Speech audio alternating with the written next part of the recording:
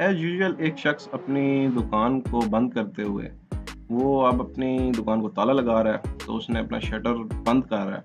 तो शटर को बंद करते हुए अचानक उसकी जो शटर शटर लोहे का था, आयरन का था, तो वो टच कर गया इलेक्ट्रिसिटी वायर के साथ जो उसके मीटर के साथ अटैच थी। तो अब क्या होना था, जनाब साहब को फिर डैड सा करंट लगना था। तो दोस्त ने उसकी हेल्प की है जानने की, लेकिन वो उसको समझ नहीं, लेकिन उसकी क्विक थिंकिंग देख के उसने स्कार्फ डाल के कितने ज़बरदस्त तरीके से उस बंदे को बचाया। अब वो लोगों को बुला रहा है कि हेल्प करें, क्योंकि वो थोड़ा-सा शख्स बेहोश हो चुका है।